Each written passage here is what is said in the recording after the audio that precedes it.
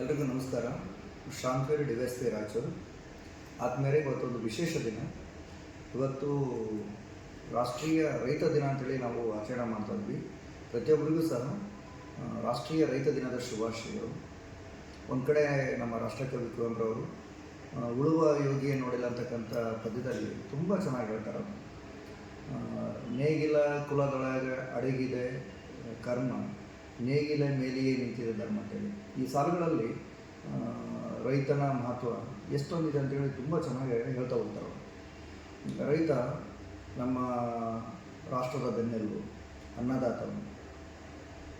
Mostly ನನಗನ್ಸಿದ ಮಟ್ಟಿಗೆ ಯಾವುದೇ ಸಂಬಳವನ್ನು ನಿಗದಿ ಮಾಡಲಾರದಂತೆ ದುಡಿತಕ್ಕಂಥ ಒಂದೇ ಒಂದು ವೃತ್ತಿ ಇದ್ದರೆ ಅದು ಮೋಸ್ಟ್ಲಿ ರೈತ ಅಂತೇಳಿ ನಾನು ಹೇಳಕ್ಕೆ ಇಷ್ಟಪಡ್ತೀನಿ.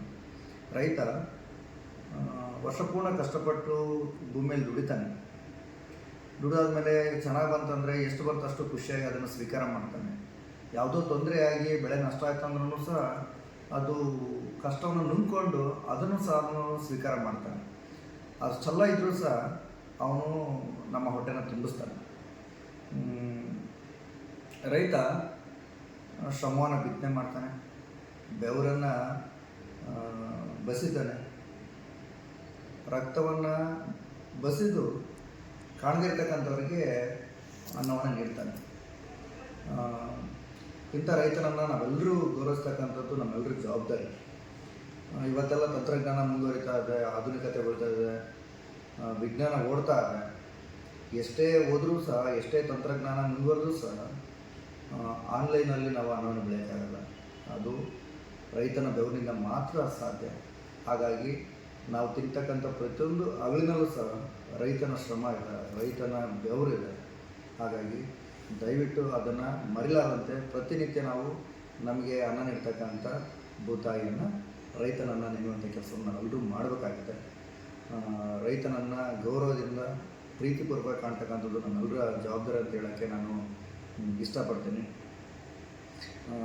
ವಿಶೇಷವಾಗಿ ನೋಡಿ, ಬೇರೆ ವೃತ್ತಿಯಲ್ಲಿರ್ತಕ್ಕಂಥವ್ರು ಇರ್ದಿದ್ರೂ ಸಹ ಜಗತ್ತಿತ್ತು. ಉದಾಹರಣೆ, ಒಂದು ರಾಜ್ಯ ಇತ್ತು, ಅಲ್ಲಿ ರಾಜ ಇದ್ದಂದರೆ, ರಾಜ ಇದ್ದಂದ್ರೂ ಸಹ ರಾಜ್ಯ ನಡೀತದೆ, ಆದರೆ ರೈತ ಬೇಕು. ಈಗಿನ ಕಾಲದಲ್ಲೂ ಸಹ ಅಷ್ಟೇ.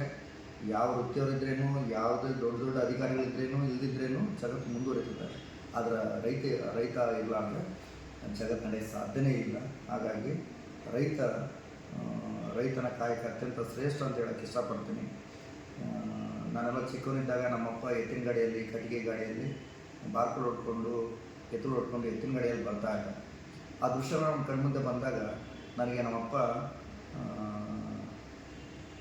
ರಾಜನಿಗಿಂತ ಶ್ರೇಷ್ಠ ಅನಿಸುತ್ತೆ. ರಾಜ ಚಿನ್ನದ ಅಂಬಾರಿಯಲ್ಲೋ ಸಾರೋಟದಲ್ಲೋ ಬರ್ತಾ ಇದ್ನಲ್ಲ, ಅದಕ್ಕಿಂತಲೂ ನಮ್ಮಪ್ಪ ಬರ್ತಕ್ಕಂಥ ಕಟ್ಟಿಗೆ ಗಾಡಿಯಲ್ಲಿ ಬರ್ತಕ್ಕಂಥ ದೃಶ್ಯ ನನಗೆ ನಮ್ಮಪ್ಪ ರಾಜನಿಗಿಂತ ಶ್ರೇಷ್ಠ ಅಂತ ನನಗೆ ಅನಿಸುತ್ತೆ. ವಿಶೇಷವಾಗಿ ನಾನೊಬ್ಬ ರೈತನ ಮಗ ಅಂತ ಹೇಳ್ಕೊಳ್ಳೋಕ್ಕೆ ನನಗೆ ತುಂಬ ಹೆಮ್ಮೆ ಅನಿಸುತ್ತೆ. ಬಾಲ್ಯ ದಿನಗಳಲ್ಲಿ ಹೊಲಗಳಲ್ಲಿ ಕೆಲಸ ಮಾಡಿರ್ತಕ್ಕಂಥದ್ದು, ರೈತರ ಜೊತೆ ಕೆಲಸ ಮಾಡಿರ್ತಕ್ಕಂಥದ್ದು, ಎತ್ತುಗಳ ಜೊತೆ ಕೆಲಸ ಮಾಡಿರೋ ಒಡನಾಟ, ಅದೆಲ್ಲವೂ ಸಹ ನನಗೆ ನೆನಪು ತರುತ್ತೆ. ನಿಜವಾಗ್ಲೂ ಖುಷಿ ಆಗುತ್ತೆ.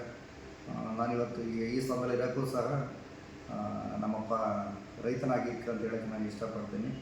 ರೈತ ಯಾವತ್ತಿದ್ರೂ ಶ್ರೇಷ್ಠ ರೈತನ ಅಂತ ಹೇಳೋಕ್ಕೆ ಇಷ್ಟಪಡ್ತೀನಿ. ದಯವಿಟ್ಟು ರೈತರನ್ನು ಗೌರವಿಸಿ, ಪೂಜಿಸಿ ಅಂತ ಹೇಳೋಕ್ಕೆ ಇಷ್ಟಪಡ್ತೀನಿ. ಎಲ್ರಿಗೂ ಮತ್ತೊಮ್ಮೆ ರಾಷ್ಟ್ರೀಯ ರೈತ ದಿನದ ಶುಭಾಶಯಗಳು. Thank you.